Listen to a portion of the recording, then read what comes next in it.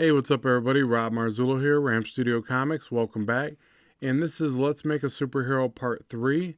So, sorry it took me a little while to get back to this one. I just had some different workloads and had some different video ideas that I wanted to get out there. So, just kind of getting ready to make the changes to this. I kind of felt like this one might have been heading in the wrong direction a little bit. So, I even took the time, as you can see right here, to kind of play around with it in ZBrush, sculpt something out, kind of just keep working on the idea a little bit. So sometimes it's beneficial to kind of change it up and try some different approaches or whatever.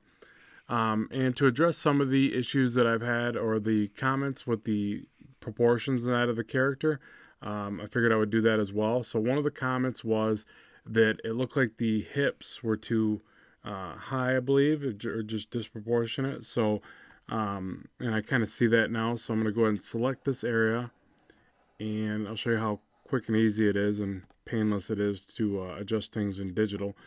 You can move it down by simply selecting with the lasso tool and using the move tool. You can also hit Command-Shift-T, and it will give you a distort option, which is pretty much, actually I got to hit enter first, sorry. Now hit Command-Shift-T, and I can use a distort feature. So now I can not only move it, but distort it a little bit more into place. You can move it prospectively by grabbing the upper handles like that. So this affords you a lot of opportunity to kind of play around with the artwork. And the more you can do this stage of manipulation in the line work, the better, because then all your finished render work doesn't get wasted. Okay, so hopefully that looks a little bit better. And then one of the other things was that the legs look too big. Now, it was intentional to make the lower part of the legs look too big, but I think what's doing it is I think overall they might look too big. So let's try thinning up the upper part of the leg so that hopefully it'll, again, Command-Shift-T, hopefully it'll make the legs look proportionate in the way that I was going for, which was basically overall proportions were about the same, and then bigger kind of mechanisms for the lower parts of the legs to, I don't know, just put some emphasis there is what I was going for. But maybe it just didn't come out that good. So we'll just move this around a bit and see if it works. And I think they look overall just a little bit long, but we did go with the 8.5 heads tall for proportions, I believe. So let me just try to size them down just a little bit, see if that helps. Proportions can be tricky. It's definitely one of the things that I would say I still need a lot of work on. I just can struggle with proportions at times.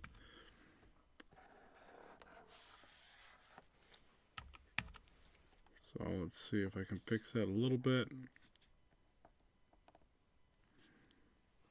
And this back leg always ends up being just a touch higher because of the perspective. So hopefully that's a little bit better. One of the other things that looked really awkward to me is the arm being straight down. I got another problem with that. And then another comment was to broaden the shoulders, so we'll fix that at the same time. First, I'll go ahead and select this area, give him a wider shoulder base, and then I'll select the lower part of the arm and rotate this inward a little bit. Just put a little bit more bend to the arm. Something like that. Now keep in mind too, one of the things I should have did here, I'm just noticing it unfortunately, is I should have actually copied the character and moved it over. The beauty of that is it allows you to see the changes you're making interactively. So that's definitely something I should have did there. My apologies.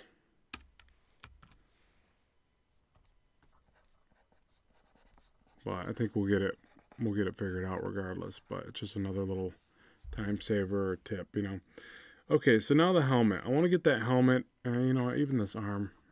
Sorry, I'm just seeing all kinds of flaws here. I guess maybe that's one of the reasons why it's good that I hadn't did this video in a while. I don't know if you guys noticed this, but a lot of times you look back at your work, even from a month or two, and you start seeing things that you just didn't get right. Or definitely if it's been like a year or two. I'm even thinking about doing a video where I show some of my old work, which is going to be insanely embarrassing, but I think it would be good for artists that look at my work and think, I get these comments like, "Oh, how long did it take you to get that good?" And sitting there thinking, "Man, I'm still not as good as I'd like to be." But you know, it's nice. It's a compliment. But I also don't want people to get discouraged. You know, I'm a slave to my craft. I work endless hours, and I practice all kinds of variant styles. And yeah, don't compare yourself unless you want to have no life. Don't compare yourself to me or whatever. But you know, and I can't compare myself to people that I idolize, like, you know, McFarlane or Jim Lee or Sylvester or any of those guys. You know, it's not fair to compare. Ooh, kind of rhymed, didn't I? I didn't mean for that to happen. But you know, it's not fair to compare yourself like that. It's not. It's kind of pointless, I think. If you ask me, we're just in a race against ourselves to become better. There's too many variations in style and technique, and we don't know what lifestyles they live and all those other factors that become involved. So I just don't like the whole comparison thing. I don't. You know, I'm not saying I'm against competition. I think competition's healthy. But just don't say, "Oh, I'm not as good at this guy as good as this guy, or they're better than me," or anything like that. It doesn't. I don't think that equivalates in art. Not in the same way that it would as, you know. It's not like you're saying, "Hey, I can lift. I got a 300-pound bench, and you got a 200-pound bench press." It's not the same kind of thing. You know, there's just too many style differences and all that. So I don't know. At any rate, but well, I guess I got off topic. What I was gonna say is that I could basically show some of my old work so you guys could see how bad I really was. Uh, and you know, in one way, that's kind of good because I want to show you like the progression that takes place from dedicating to your craft and, you know, studying all these things. Uh, and you can also see that, hey, he didn't start off just good at drawing. He was actually pretty horrible. But I had the passion for it to keep at it and dedicate the long hours that would allow me to get better. So that was the point of that long-winded story there.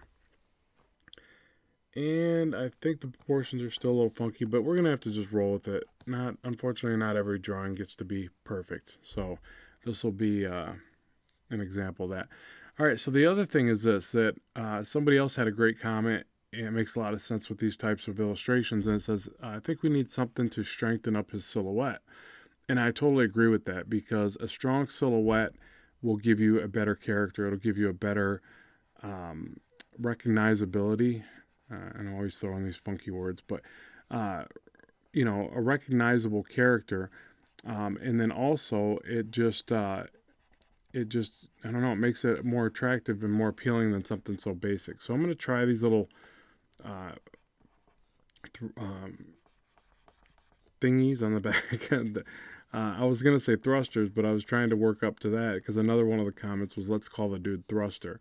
So I didn't want to turn around and kind of reveal that, but I guess I did. So we put these thrusters on the back. He's got thrusters down here at the boots, you know, like these shoot out thrusters, you know, thrusters right there. And maybe he's got these other ones that are kind of dual function. Maybe they help propel him in different directions, and maybe they shoot projectiles. So it kind of reinforces the concept of the character being called Thruster. So I thought that would be kind of neat. And these are all your guys' collaborative comments, you know. The other thing was a 2-point harness across the chest. I didn't mind that either. That I thought it would add a little bit better design and more techie look to the character. Now, obviously, these have been done quite a bit as well, so we have to be careful. One that I don't think has been done is maybe one that comes to a triangular centerpiece.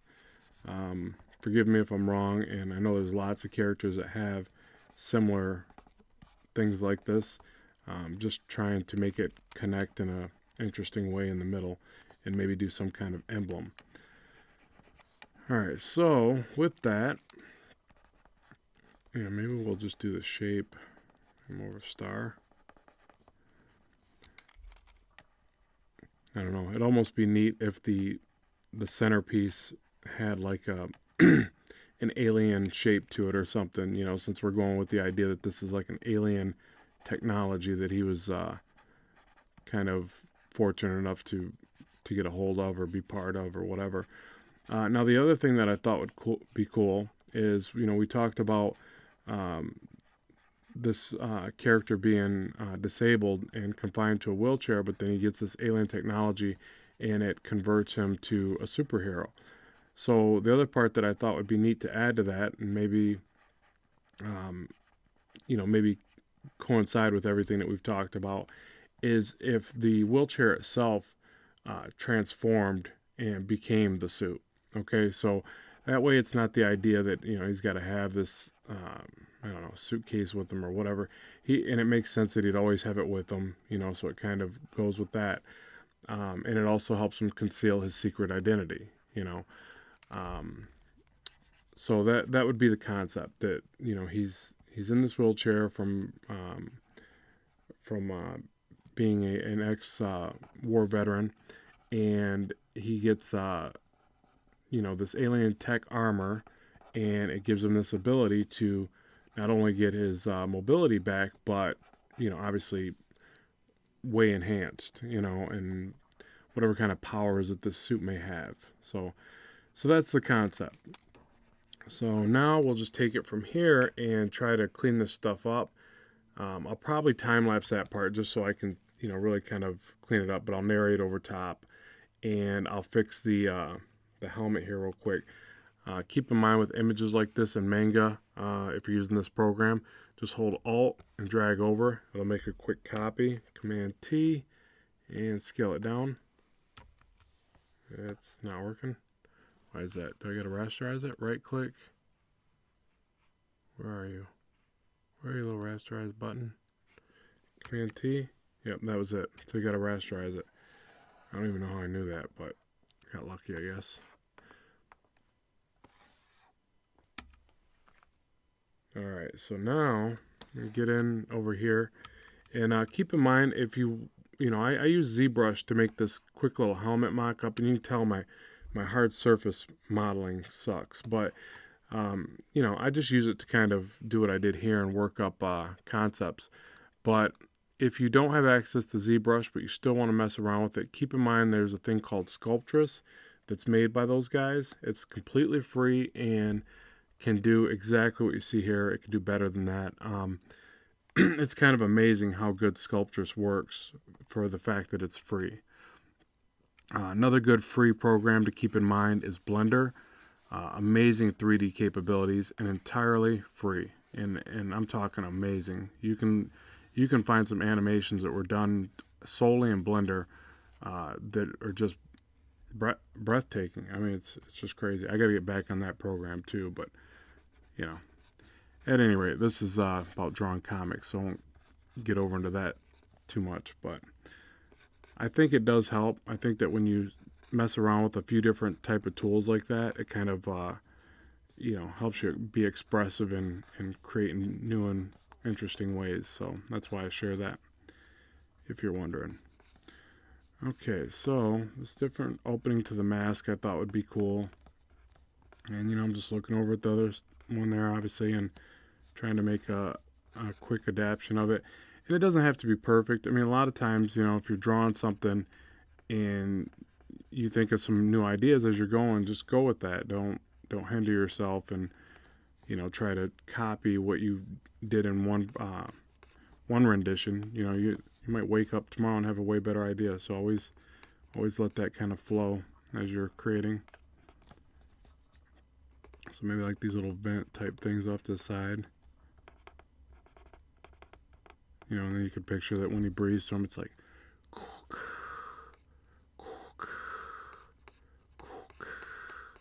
sorry. Like sound effects, I had to do it. You're lucky I'm not humming theme music right now. That's the other thing I do that's embarrassing that nobody knows. Except now I told you. When I draw characters, I create theme music in my head. Alright. Too much information, right? TMI. Okay, so now the headpieces. I thought maybe two of the little thingies up here. Like that. And, Gotta have these little indents here.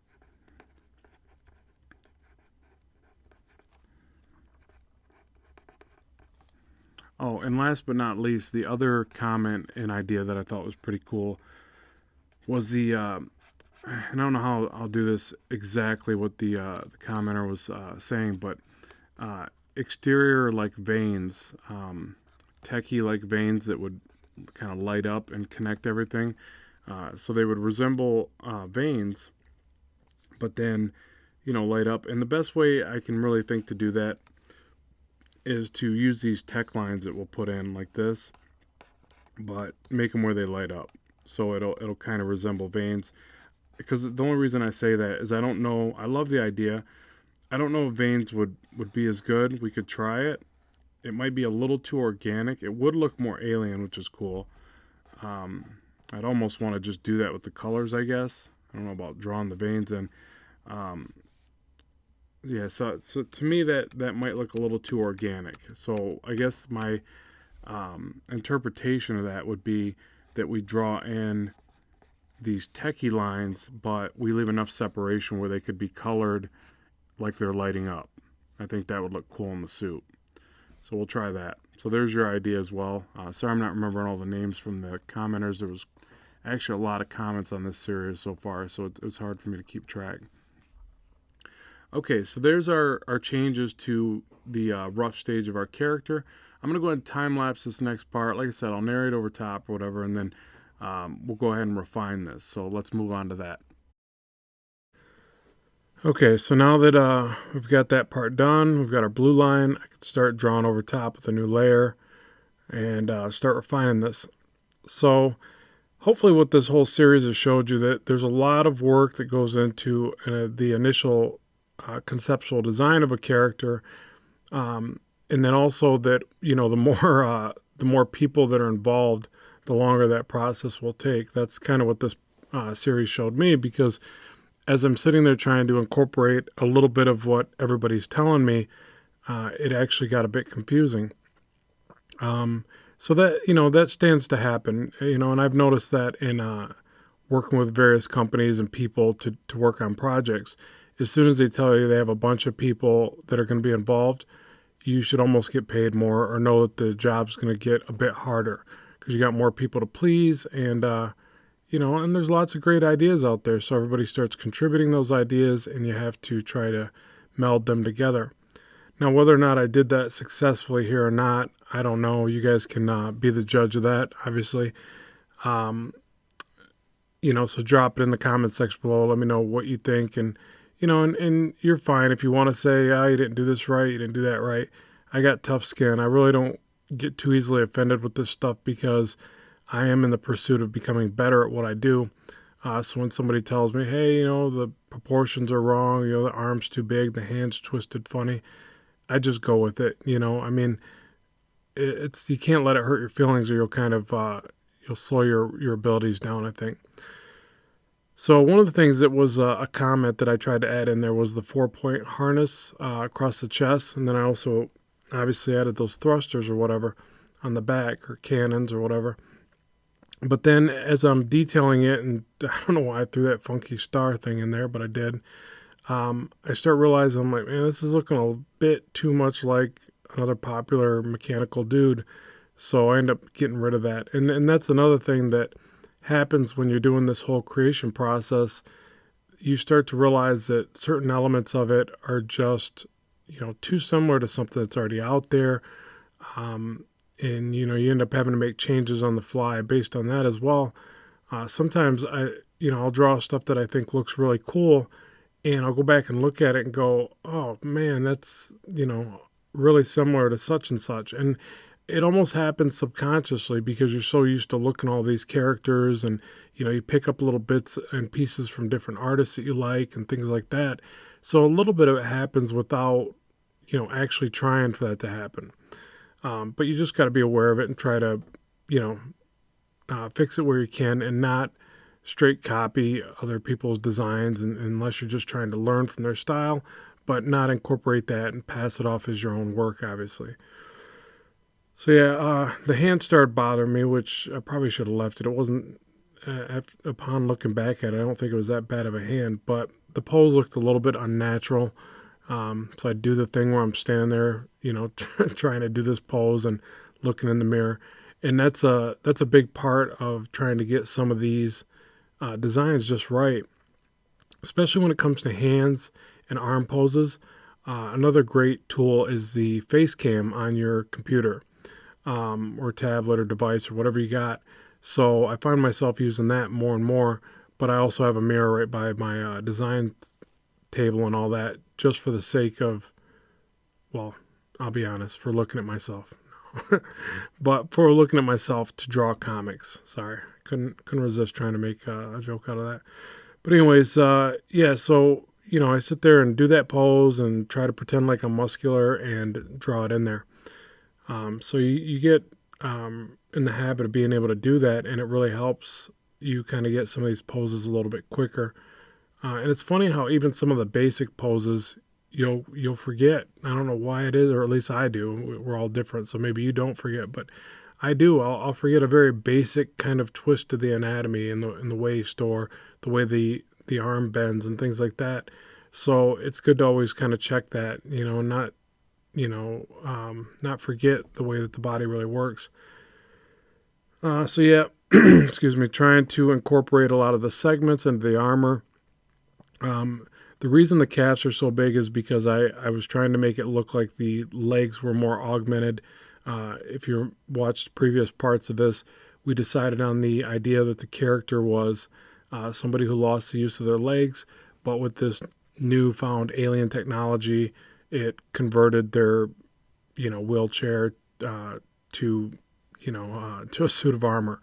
Not sure if that's been done or not, but it just seemed like a good fit for all the ideas that we were incorporating together. So I figured it would be kind of cool if the legs were a bit more augmented, almost like, I don't know, just like making that more accentuated because of that. But yeah, so that's essentially the idea. And I did like the idea that one commenter had about calling the character Thruster.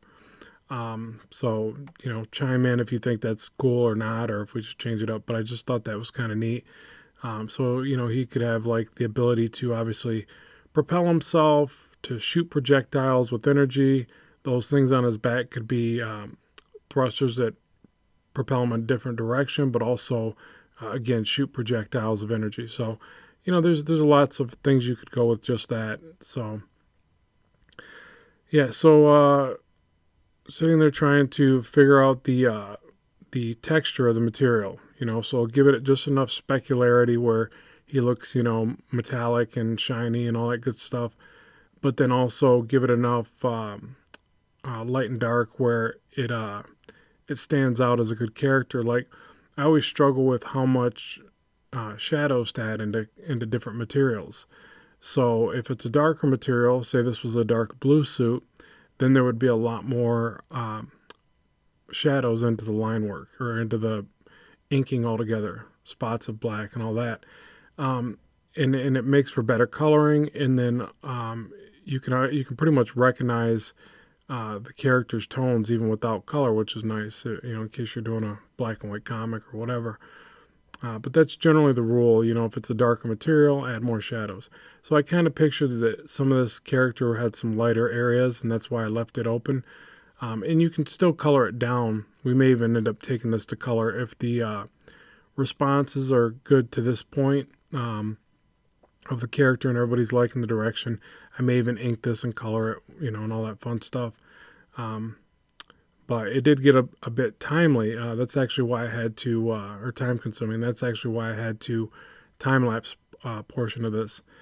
So again, hopefully it shows you that there's a lot of time that's involved in conceptualizing a design like this. Now, once the character is pretty much designed and you've got this done, I think it becomes a lot easier. You have a reference point. You could pin this picture to the wall and you start practicing just drawing them from different angles, close-ups, long-distance shots, whatever. So a lot of the work is in that conceptual process, and then you have that area to start from and work from that makes it a lot easier to draw the next one and the next one and so on and so forth.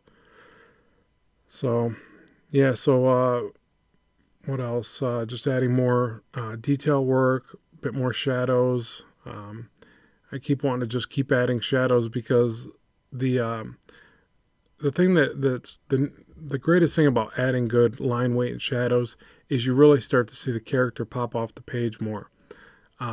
See in there, I take away the blue line, and I see that hey, it even needs more line work, more shadows. So I tend to be a little bit soft on those, and I'm trying to correct that with my own style.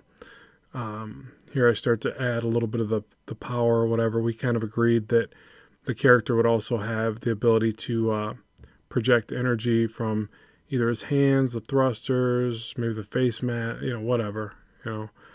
Um, and I can't remember what we set a specific type of energy, and I'd have to look back at the notes. There was actually a lot of back and forth on this stuff, so I can't even remember everything that we covered in these videos. But again, that's where it's kind of nice to have, a writer and an artist, and that's it.